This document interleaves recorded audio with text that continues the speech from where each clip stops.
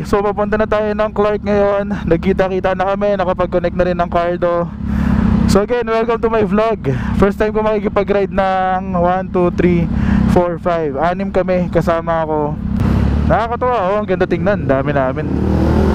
So mas nahihiya ako, kailangan ko pang mag-mute para na makapagsalita. Pero try ko na lang din mag-vlog at saka bumiyahe at the same time.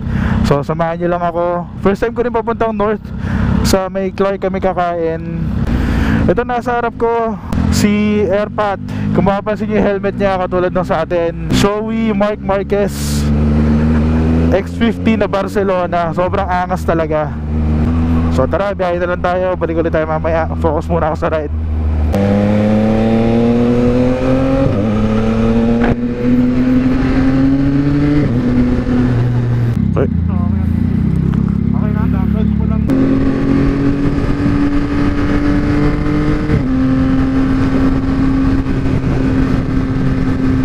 So chill ride lang tayo kasi may kasama tayong iba. Pero sa totoo lang, kanina ko pag gusto dire-diretso to eh. Pero kalmaan lang natin kasi mahaba pa yung ride. Papunta tayo ang Clark. So kailangan natin mag-reserve na energy. Tapos pwede tayo mag-cruise control pala. So yun, para mas relax kasi makakawit agad yung kamay natin.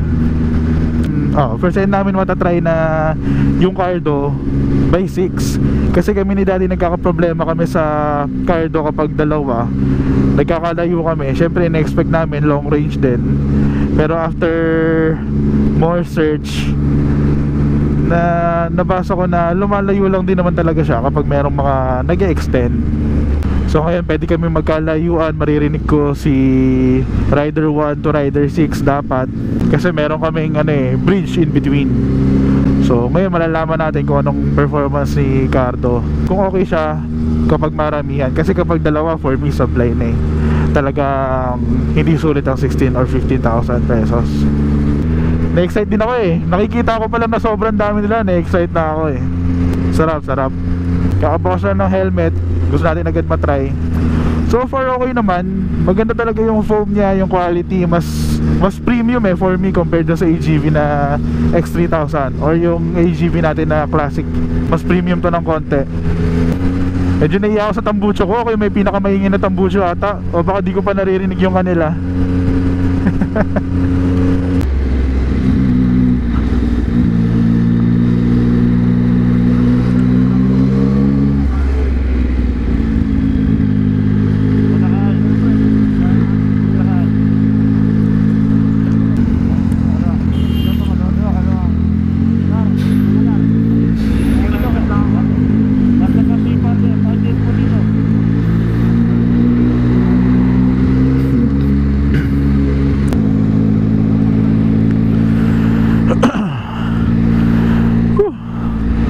So dito na kami sa Petron Marilao. Medyo iniskipan ko na kasi traffic naman. Grabe, sobrang daming umaalis. Walang pasok, diba? Kasi undas. So dito na kami. Starbucks daw eh. Ewan ko magkakape tong mga to. Pero ako kailangan ko na magpagas. So after nito, diretso na kami sa Clark. Meron pa kaming ibang kasama. Ayos.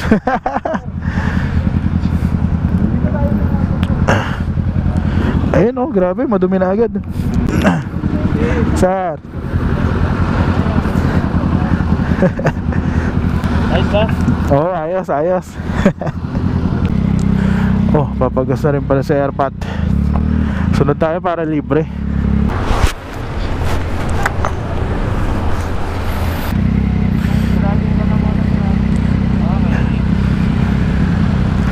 Sunod-sunod.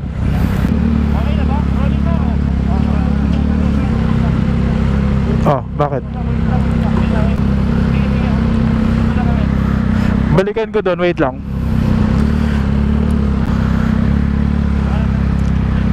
Ikot ako ng isa.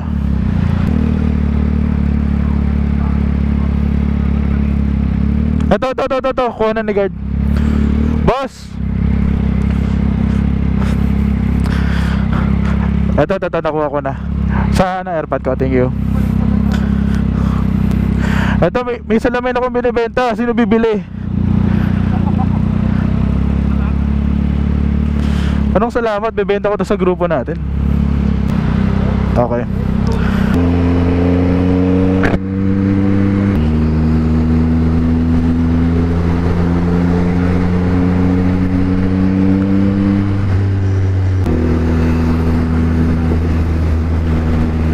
Solid.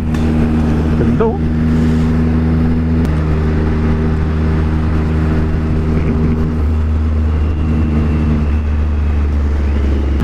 Okay, so rolling na tayo, sabi nga nila. Wala, medyo traffic talaga, ang hirap bumiyahe. Buti lang madami kasi di mo na mapapansin yung oras. Medyo masaya naman sa comms. Pero minute ko muna sila, shy type ako eh. Ito hindi ko alam kung anong bike to eh. ZX4 ba to? Ganda rin. Ito MT-09. Parang naka MT-09 siya. So parehas natin yan ng makina.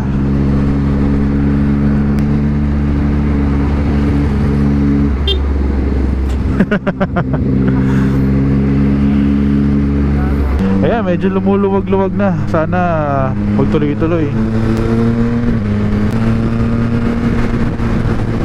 Ngayon lang tayo naka 100, oh, grabe. Sobrang traffic nun. Tapos umiinit na. So far okay naman yung helmet natin. Parang parang lang mas tahimik ata to kaysa dun sa AGV. Partida nakabukas pa tong visor ko kasi hindi ko matanggal since yung mount nga natin naka-strap lang kasi nililipat-lipat ko. So hindi ko pa nako-close ng fully yung visor ko, tas lahat ng vents naka-open. Pero mas tahimik siya kaysa sa AGV X3000 natin.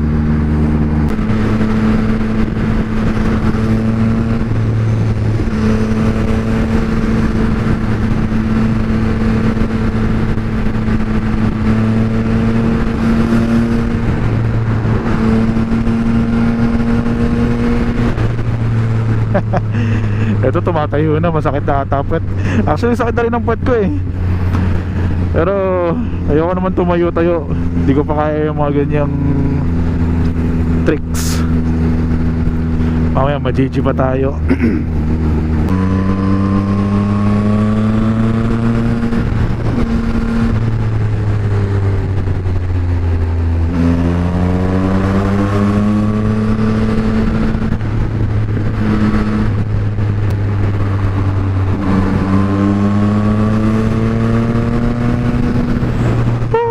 Sarap, medyo na bumibilis tayo ng konti. Nakakamiss din talaga yung mga ganyang speed. Pero balik tayo sa chill kasi nagbi-build up na ulit yung traffic. Ganda na ng view. Malapit na daw tayo. Grabe, bilis lang. Hindi mo mamamalayan talaga yung biyahe kapag marami kayo. Gusto ko na kumain.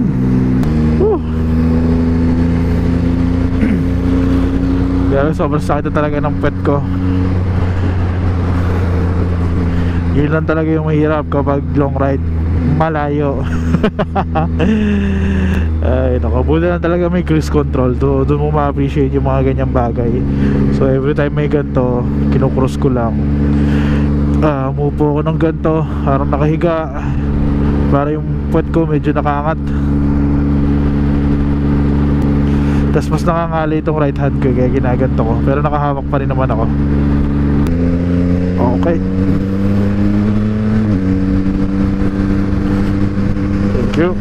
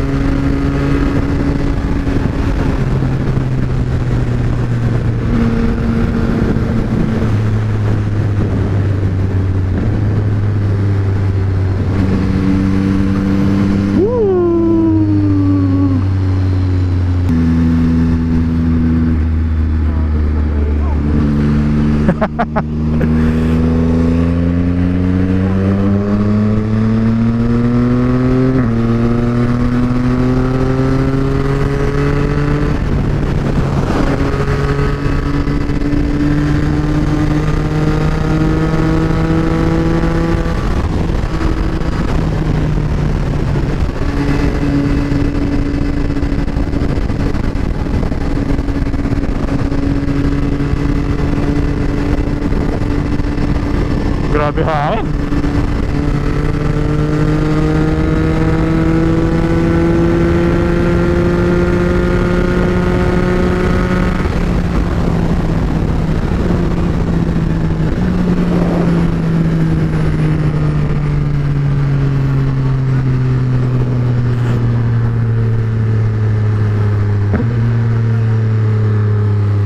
Diretso pa ako.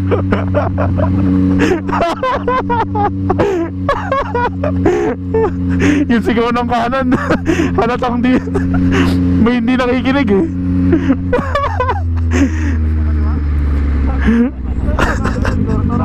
Kakanan tayo. 120 pa ang takbo, no? Ano ba dito? Auto sweep? Easy trip.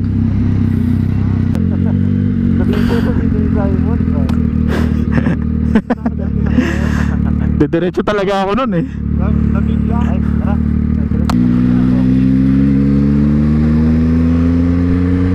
Welcome to Clark Global City, CGC.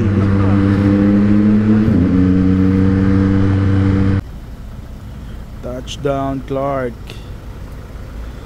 Yung mga kasama natin, let's go. Dami. Hindi ka masyado dyan. Ay, di ba? Iba ba yan? Ito yung stoplight mo.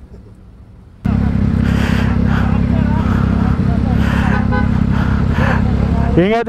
Thank you. Next time ulit. Ride safe. Okay, so pauwi na tayo. Tapos na tayo magpagas. Tapos na tayo dumalaw dun sa isang tropa namin. I think mas konti yung cars ngayon. So sana mas maganda yung ride natin. So again, samahan nyo lang ako pauwi. Enjoy lang natin yung NLEX. Kung umabot kayo sa part ng video na to, thank you for your support. Let's go!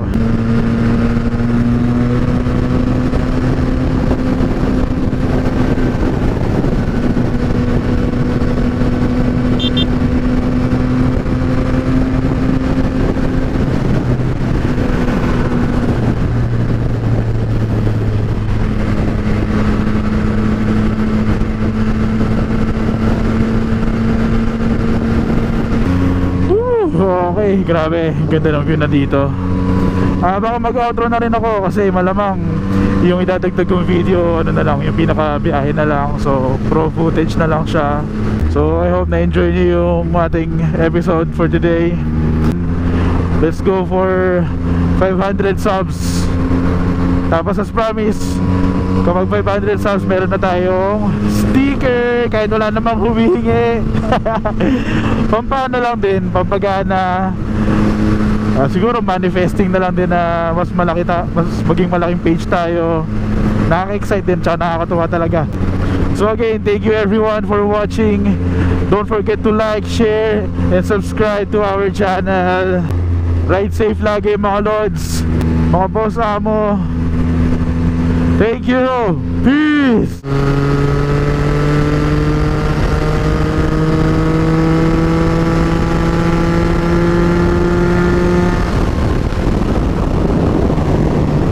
Grabe naman yung hangin.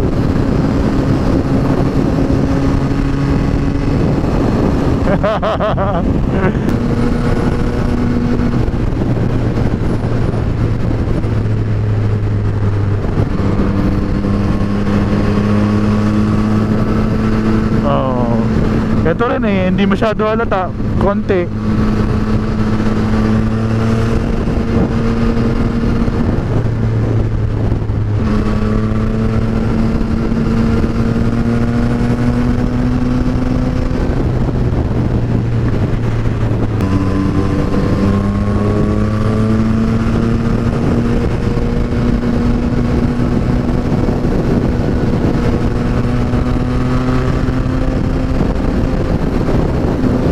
Bakit nandaan dito?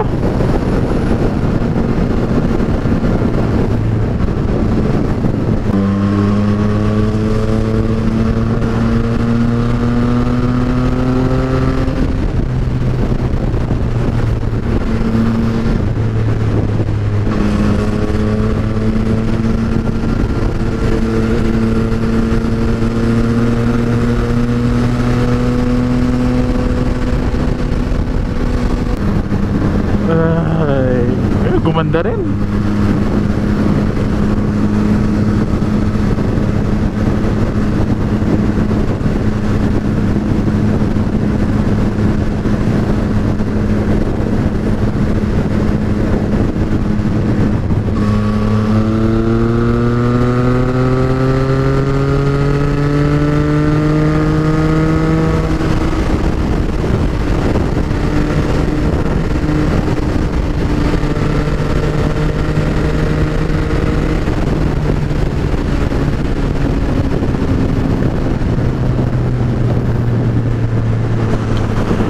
Lugi tayo, wala tayong windshield. Akin, para akong tinutulak eh.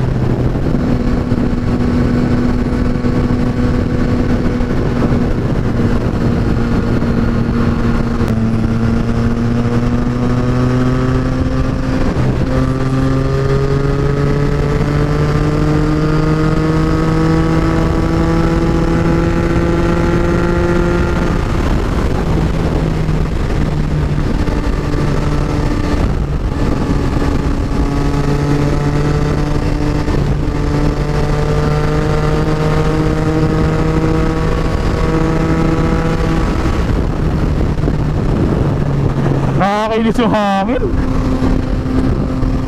Panira ng trip.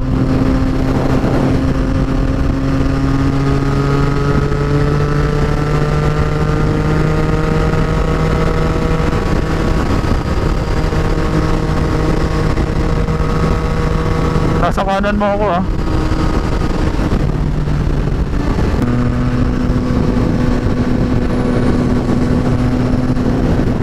$25 na lang? Parang kailangan natin balik tayo. Magsisig muna tayo. Baka di pa tapos sila bili.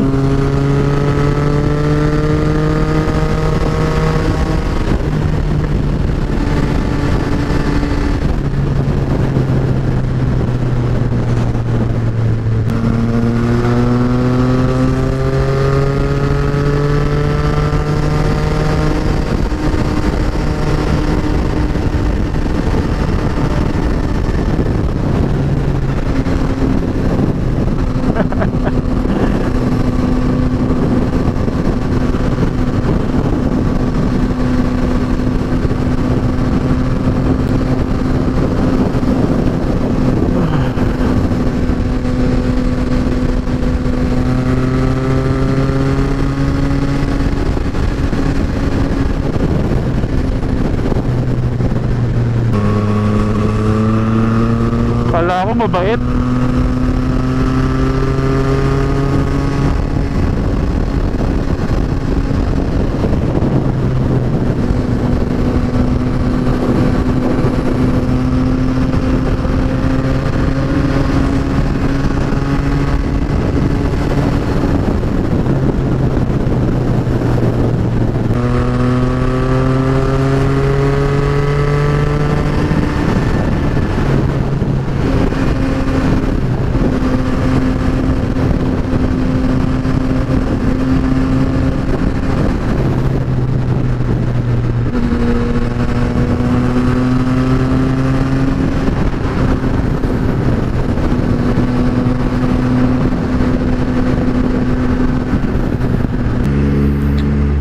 Lumalamig na,